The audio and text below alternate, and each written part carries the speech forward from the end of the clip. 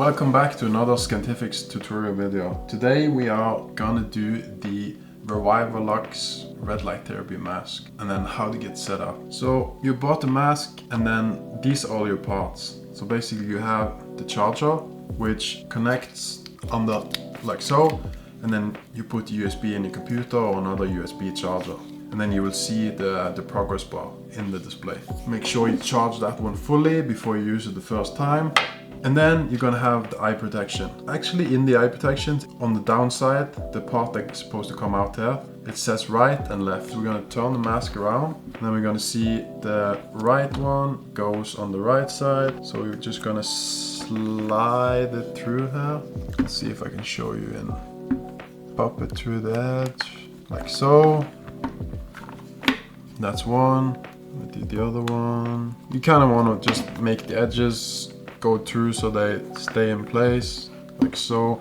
And this is gonna help. So this is what differentiates the Reviva Lux from many other masks. Is first and foremost, it's black, and the silicone around the eyes are black, which goes a long way in making the mask not blind you when you're using it. And you know, if you want to use it when you're doing other stuff, it's very important to have the black ones. So that's a major difference between, you know, a white mask from, you know, that you see from other brands, which is definitely, it's cheaper with a white mask, but the black mask is way more effective.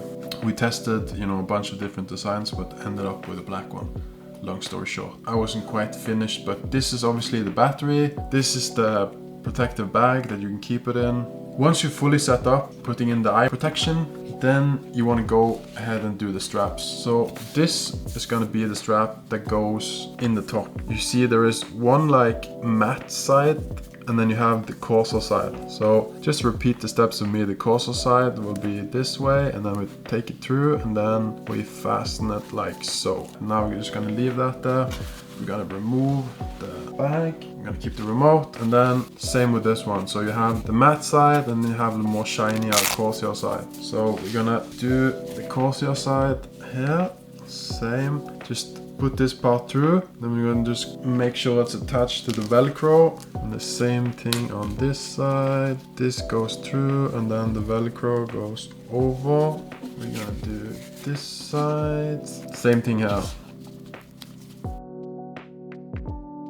So when you're going to put it on now, right, you put it on your face, and then you attach this one on top of the Velcro, like so. It even fits big heads. I have a big head, so I know it's gonna fit everyone. And then this one is optional, but to prevent it sliding, you take this on top of your head and you come up and around, and then Velcro on that one.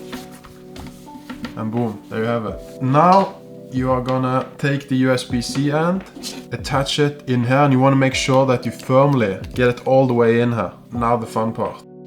We're gonna hold it, and now it's on. And you can see this is the timer, and this is the power density. So how much the power of the LED, right? So you want to make sure that you turn that up. You press the E button, you're going to turn up the intensity. So you want to go all the way up. This is full power, right? And this is beginner. You can basically say you have three, you know, you have one, this is two, and this is three. So you want to always keep it on the maximum strength. And then this button is very important. So this is the near infrared button. So you see when we press that, now the near infrared LEDs are on as well. The ones that you cannot see that easily with the naked eye, right? But it shows up on the camera.